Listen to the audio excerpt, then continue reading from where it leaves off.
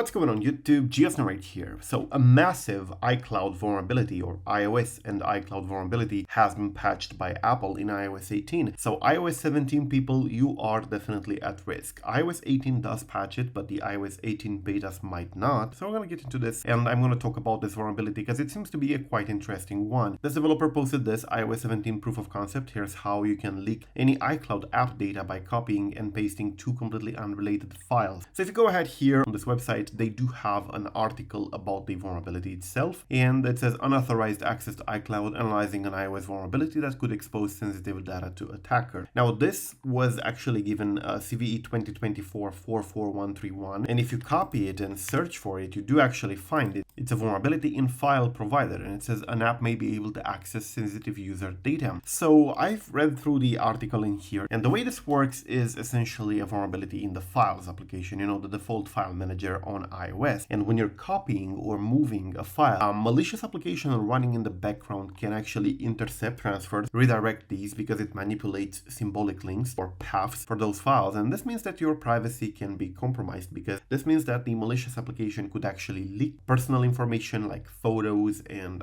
sensitive stuff from your iCloud account onto the applications directory, which it controls, and then of course upload it to whatever server it wants to. Because normally there is something that is called TCC that intervenes on iOS, and TCC stands for Transparency, Consent, and Control. This one is a framework on iOS that essentially prompts you every time an application wants to access files. For example, if you want to limit access to files or select certain photos, or maybe deny altogether access to a specific path, that handles the consent and control on iOS, and this essentially bypasses it, which means that the malicious application could essentially just snatch those files, change the symbolic links, and just get whatever files you have in there, things that you might consider sensitive or maybe private. It can upload them anywhere, because this takes advantage of the file provider D, a daemon on iOS, which handles the file transfers and stuff like that. It says here, by taking advantage of the elevated privilege of file provider D, the malicious app can hijack file movements or copies without triggering a TCC prompt, which means you would not even know that it tried to actually access your files. So the takeaway in here is that the files application, the files.app, is not exactly very secure, and while this has been patched on iOS 18 and on macOS 15, because this was also a macOS vulnerability, believe it or not, you can actually still run an iOS version that is vulnerable. For example, those of you who do run iOS 17, you actually are at risk, so you should definitely pay attention to what you install, because this still requires a malicious application to run in the background. It's not a zero-click attack by all means. You still need to be very careful what you install, and it's best if you do not keep sensitive data on your device. Your device should not be considered something secure, because it very much isn't these days. With this many attacks, you should really not keep sensitive data in there, especially on iCloud. So yeah, that's basically it. Thank you for watching. Definitely update your devices if you're not into jailbreaking. Updating past iOS 18 will actually help. This is fixed in iOS 18.0, so if you update to the latest version right now, you will have this bug fixed. However, you will not be able to jailbreak, at least not for a long time. So thank you for watching. I'm GeoSnow. Peace out.